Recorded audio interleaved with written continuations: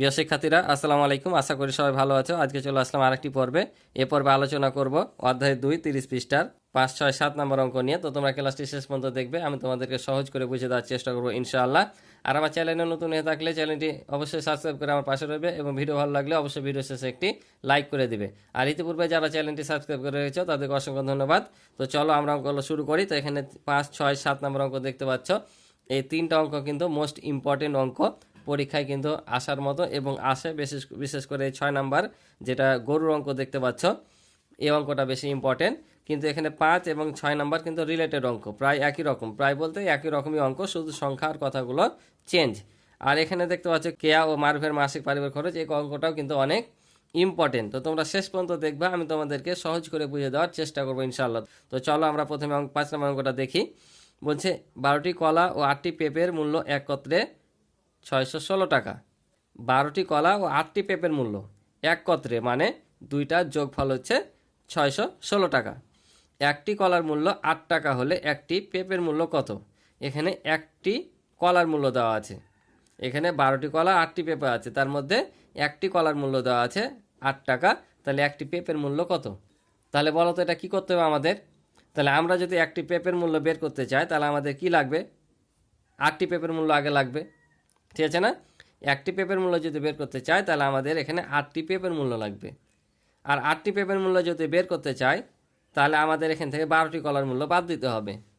তাহলে এই যে 12টি কলা আর 8টি পেঁপের মূল্য থেকে যদি আমরা 12টি কলার মূল্য বাদ দিয়ে দিই তাহলে কি 8টি পেঁপের মূল্য পাবো? তখন যদি আমরা 8টি পেঁপের মূল্যকে 8 দিয়ে ভাগ করি, একটি পেঁপের মূল্য পাবো। কিন্তু এখানে আবার 12টি কলার মূল্য দেওয়া নাই, এখানে 12টি কলার মূল্য দেওয়া নাই, একটি কলার মূল্য দেওয়া আছে। তাহলে আমাদেরকে 12টি কলার মূল্য এখান থেকে বাদ দেওয়ার জন্য কী করতে হবে? 12টি কলার মূল্য আগে বের করতে হবে। তাহলে 12টি কলার মূল্য যদি বের করি তাহলে আমাদের এখানে একটি কলার মূল্য দেওয়া আছে 8 টাকা। তাহলে 12টি কলার মূল্য কত হবে? বেশি হবে। তাহলে কী করতে হবে? গুণ করতে হবে। তাহলে লিখতে হবে একটি কলার মূল্য 8 টাকা, অর্থাৎ 12টি কলার মূল্য গুণ করে দিতে হবে কত? 8 বারং 96 টাকা। তাহলে এই 616 থেকে যদি আমরা 96 টাকা বাদ দিই তাহলে 8টি পেঁপের মূল্য পাবো। তখন 8টি পেঁপের মূল্যকে 8 দিয়ে ভাগ করলে একটি পেঁপের মূল্য পেয়ে যাব। তো চলো আমি তোমাদেরকে খাতায় করে দিই। তাহলে দেখো লিখলাম একটি কলার মূল্য 8 টাকা। তাহলে একটি কলার মূল্য যদি 8 টাকা হয় তাহলে অতএব 12টি কলার মূল্য কি বেশি হবে? কারণ একটার মূল্য 8 টাকা, 12টির দাম বেশি হবে। বেশি হলে আমাদের কি করতে হয়? গুণ করতে হয়। তাহলে 8কে 12 দ্বারা গুণ করব, তাহলে কত হবে? 8 বারং 96 টাকা। তাহলে এই 96 টাকা হচ্ছে 12টি কলার মূল্য। এখন আমরা 12টি কলার মূল্য ও 8টি কলার মূল্য থেকে আমরা 12টি কলার মূল্য বাদ দিয়ে দেবো, তাহলে 8টি পেঁপের মূল্য পেয়ে যাব। তো চলো করি। তাহলে দেখো আমরা লিখলাম যে 12টি কলা ও 8টি পেঁপের মূল্য 616 টাকা, এটা বইয়ে দেওয়া আছে। তাহলে 12টি কলার মূল্য, তাহলে 12টি কলার মূল্য যদি আমরা লিখি তাহলে এখানে কত পেয়েছি? 96 টাকা। তাহলে এটা আমরা এখন বিয়োগ করব, ঠিক আছে? তাহলে বিয়োগ করি। তাহলে 6 থেকে 6 বাদ দিলে 0, 1 থেকে 9 বাদ দেওয়া যায় না, 1 ধার নিলাম। 11 থেকে 9 বাদ দিলে 2, এখানে 1 দিয়ে দিলাম, 1 হলো। 6 থেকে 1 বাদ দিলে 5, 520 টাকা। এই 520 টাকা তাহলে কার মূল্য পেলাম? তাহলে 8টি পেঁপের মূল্য পেলাম। কারণ আমরা 12টি কলা ও 8টি পেঁপের মূল্য থেকে যদি 12টি কলার মূল্য বাদ দিই তাহলে 8টি পেঁপের মূল্য পাবো। তাহলে এখানে লিখবো যে 8টি পেঁপের মূল্য। তাহলে 8টি পেঁপের মূল্য পেলাম 520 টাকা। এখন আমাদের উত্তরে চেয়েছে কি? একটি পেঁপের মূল্য। তাহলে 8টি পেঁপের মূল্য যদি 520 টাকা হয়, একটি পেঁপের মূল্য কম হবে বেশি হবে? কম হবে না? আর কম হলে কি করতে হয়?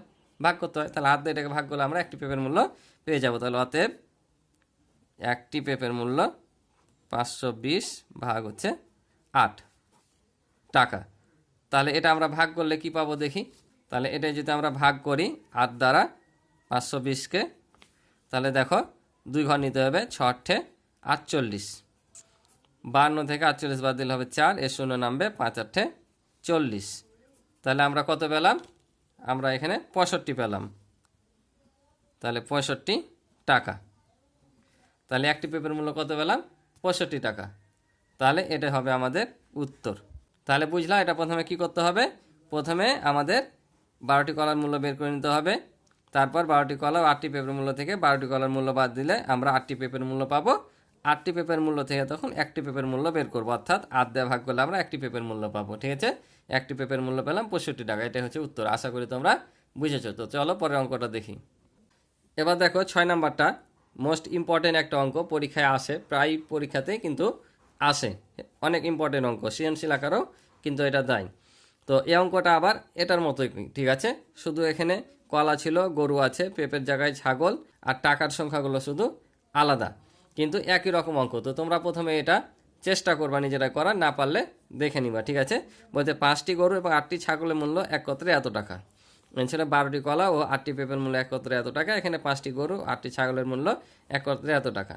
একটি ছাগলের মূল্য 17,600 টাকা, আর এখানে একটি কলার মূল্য দেওয়া ছিল। তাহলে একটি গরুর মূল্য কত? তাহলে সেমভাবে আমাদের কি করতে হবে, এখানে আমাদের একটি ছাগলের মূল্য আছে, আমাদের আগে 8টি ছাগলের মূল্য বের করতে হবে। 8টি ছাগলের মূল্য বের করে এই 5টি গরু 8টি ছাগলের মূল্য থেকে বিয়োগ করে যদি দিই 8টি ছাগলের মূল্যটা, তাহলে আমরা কি পাবো? 5টি গরুর মূল্য পাবো। তাহলে 5টি গরুর মূল্য যেটা পাবো সেটাকে আমরা 5 দিয়ে যদি ভাগ করি, তাহলে কয়টি গরুর মূল্য পাবো? একটি গরুর মূল্য পাবো।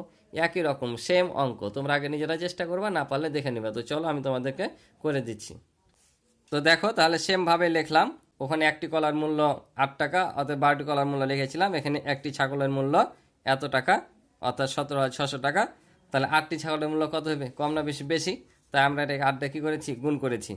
তা 8 দিয়ে গুণ করে এটা পেলাম, কারণ শূন্যর সাথে যা গুণ করে দুটো শূন্য, 6 8 48, হাতে থাকে হচ্ছে 4, 7 8 56, আর 4 60 শূন্য, হাতে থাকে 6, 8 8, 6 14, অর্থাৎ 1,40,800 টাকা। 8টি ছাগলের মূল্য পেলাম 1,40,800 টাকা।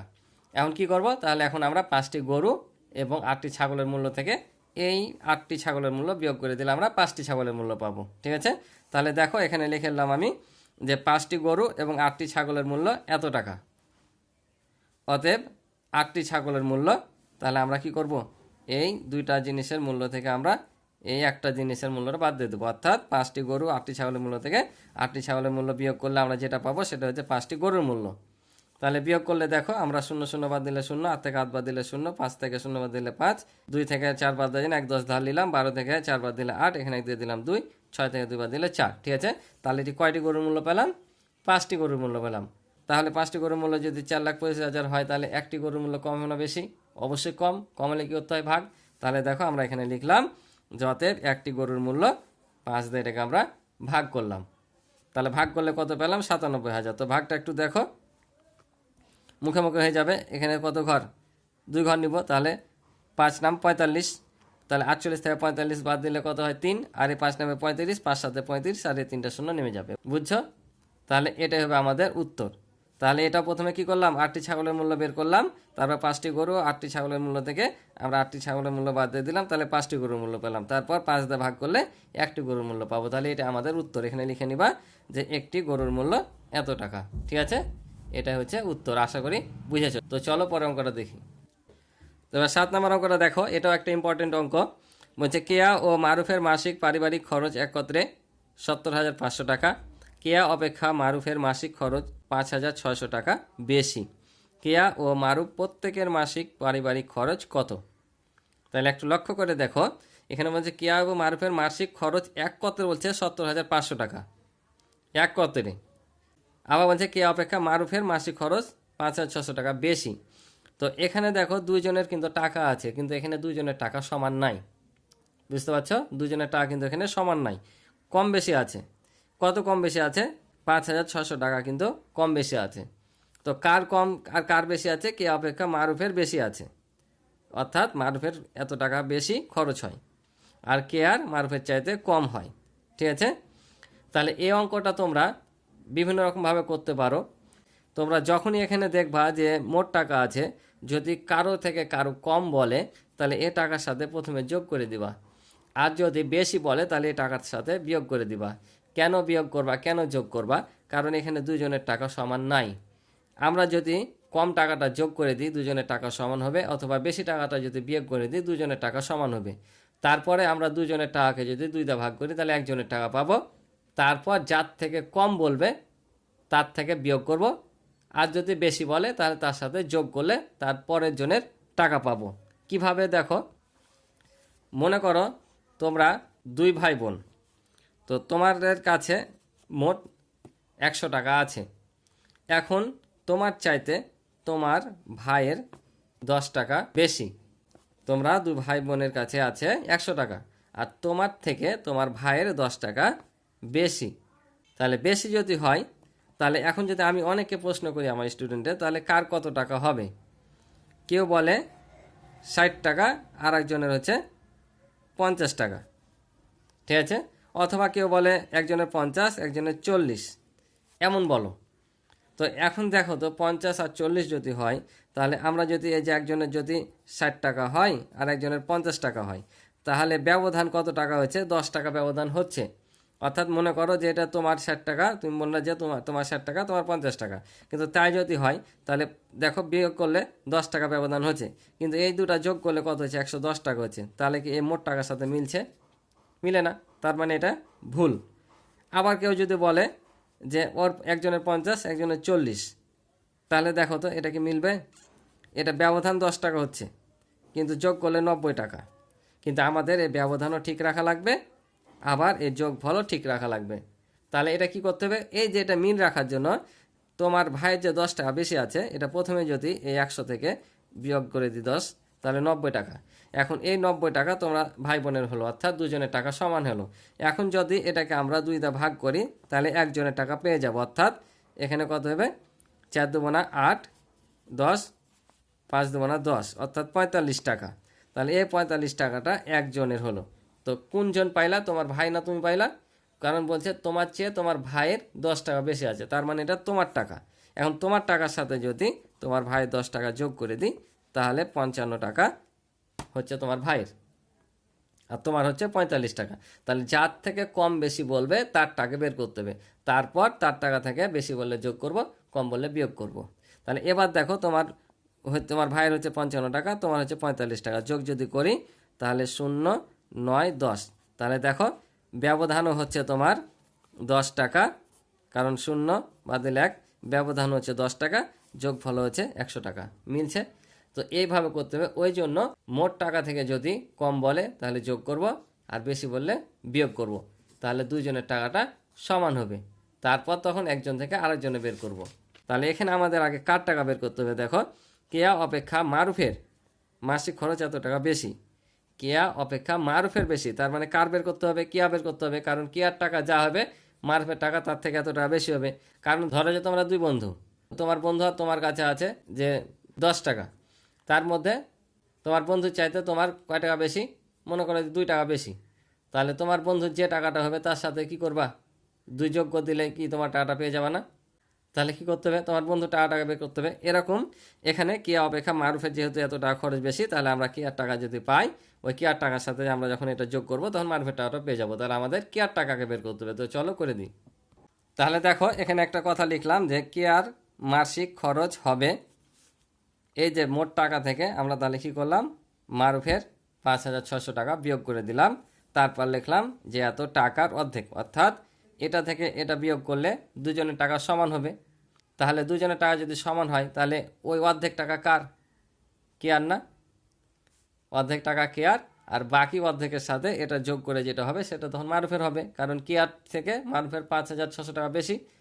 তাহলে কেয়ার যেটা অর্ধেক টাকা পাবো সেটার সাথে এই টাকাটা আবার যোগ করলে মারুফের টাকা পাবো। তাই লিখলাম যে কেয়ার মাসিক খরচ হবে, তাহলে এ টাকা থেকে মারুফের টাকাটা বেশি বাদ দিলে দুজনের সমান হলো। তারপর যে টাকাটা হবে সে টাকার অর্ধেক, অর্থাৎ এটা থেকে এটা বিয়োগ করার পর যে টাকা থাকবে তার অর্ধেক টাকা হচ্ছে কেয়ার। তাই আমরা লিখলাম যে কেয়ার মাসিক খরচ এত বিয়োগ এত টাকার অর্ধেক। তাহলে আবার নিচে লিখলাম দেখো যে অতএব কেয়ার মাসিক খরচ, তাহলে অর্ধেক মানে কি 2 দিয়ে ভাগ করতে হবে, কারণ আছে কয়জন? 2 জন। তাহলে এটা থেকে এটা বাদ দিলে আমাদের দুজনের টাকা সমান হবে। তাহলে দেখো এটা থেকে এটা বিয়োগ করে আমরা পেয়েছি যে 64,900 টাকা। তার মানে এই টাকাটা এখন দুজনের সমান হলো। যেটা বেশি আছে বেশি থাক, ওটা পরে তখন কেয়ার টাকার সাথে যোগ করলে মারুফের পাবো, কিন্তু এখন এটা হচ্ছে দুজনের টাকা সমান। তাহলে দুইজনের যদি 64,090 হয়, একজনের কত কম হবে, তাই 2 দিয়ে এটা ভাগ করেছি। তো এই টাকাটাই কার হবে? কেয়ার হবে, কারণ কেয়ার থেকে মারুফের বেশি বলেছে, তাই কেয়ার আগে বের করতে হবে। তাই আমরা এটা 2 দিয়ে ভাগ করে কার টাকা পেলাম? এটা পেলাম কেয়ার টাকা। এখন কেয়ার চাইতে মারুফের কত টাকা বেশি বলেছিল? 5,600 টাকা। তাহলে এটার সাথে আমরা যদি 5,600 টাকা যোগ করে দিই, কার টাকা পাবো? মারুফের টাকা পাবো।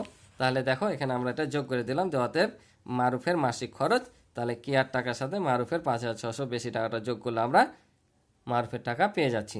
তাহলে এটার সাথে যোগ করলে হবে এইটা। আর এটাই হবে উত্তর। তো আশা করি তোমরা অঙ্কটি বুঝতে পারছো। তো আজকে এ পর্যন্ত ছিল এই পর্বের অঙ্ক। ক্লাসটি ভালো লাগলে অবশ্যই একটি লাইক করে দিবে আর চ্যানেলটি সাবস্ক্রাইব করে আমার পাশে রইবে। তো আজকে এই পর্যন্ত, ভালো থাকো, সুস্থ থাকো, দেখা হবে পরবর্তী নতুন পর্বে। আল্লাহ হাফিজ।